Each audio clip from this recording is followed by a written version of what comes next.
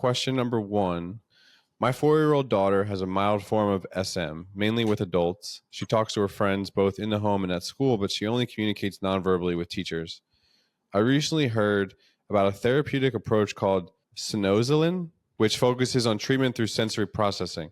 Have you heard of this, and would you recommend this kind of treatment for SM? Hi. Well, Snoezelen, let's spell it for our listeners because it isn't something you hear often. It's Snoezelen.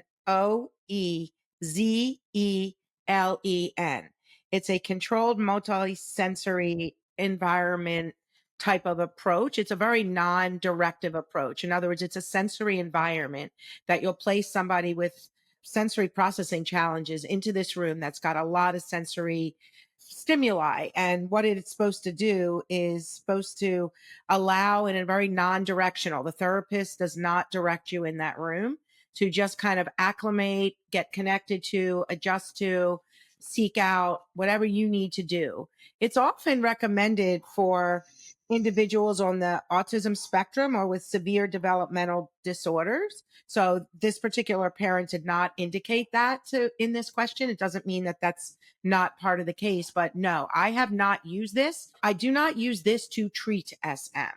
What I do is I use social communication anxiety treatment, a very CBT based approach that helps with the understanding of SM, what factors lead into it, and actively work to help that child make the progress into speech by training teachers, training parents, training others on what strategies and interventions are being used. And the reason I'm going on and on about that is that whatever this treatment is, whether it's Snoezelen or listening therapy or equine therapy or music therapy, all of that are adjunctive treatments to help with certain situations or conditions that a child has, in this case, sensory.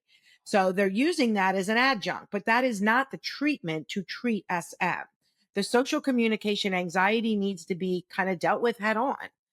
The sensory aspect is helping the sensory for sure. So it's, in this case, they recommended Snoezelen. I am not going to say whether I recommend that or not for this particular child, but I would not rely on this sensory based treatment to treat and what I would call cure SM.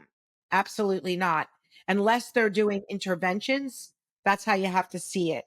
And I think one of the reasons they're recommending this particular treatment is that it's a nonverbal based approach. And so you're almost keeping the child nonverbal, placing them in a sensory environment to deal with their sensory. So if that family wants to add this as an adjunct, fine, but I would certainly be addressing the selective mutism. And I do want to touch on one thing, Brand. I know we have a lot of questions, but when I hear this child is 4, maybe 4.5, almost 5, I'm not sure. 4 years ago was COVID. And what happened then is over the course of the next 2 years, there was very little interaction with many individuals, children with adults. And so what we're seeing in like the 4 to 6 year old range are a lot of kids that have a lot of difficulties with adults. Think about it. If your child was 1 and you guys are wearing masks, what are you saying when they got near an adult? Get away, be careful, wear your mask, wear your mask. And so what we're finding is this kind of being afraid and not as comfortable with less familiar adults. So definitely part of the treatment will be building social connection, confidence, engagement with more adults. And in this case, training teachers on how to build that connection, comfort while respecting their baseline stage, which is nonverbal, and using strategies to help progress that child. No child will stay mute if you're doing the treatment. They won't. And the school-based accommodations interventions. So the angle isn't treat just the sensory. It's certainly treat the sensory, but even though it's mild SM, you definitely want to focus on building social communication, confidence, and skills. So we have a bunch of questions, so I don't want to linger too much on this one, but I did want to call out that this question did mention that she has a mild form of SM. So it sounds like she's talking to her friends in school, but not talking to her teachers. Do you see that a lot in your practice? Did you see a lot of mild SM? Is this common? She's saying mild SM. I think what she's saying is maybe she does talk to a couple peers. I don't like to rate a severity without understanding the child, because we'll have children that present as completely mute, but their case is very straightforward. And to me, it's not difficult to treat.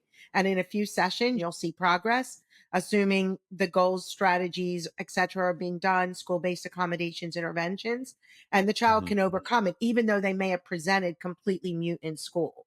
Where you talk about severity may be age related, the older, the more conditioned, but it also could be the comorbidities that that child is struggling with. So, a child with severe learning challenges, that's going to be a more severe difficulty in presentation, maybe expressive language or speech and language difficulties, maybe a child being on the autism spectrum and having difficulty in motivation and understanding the social puzzle.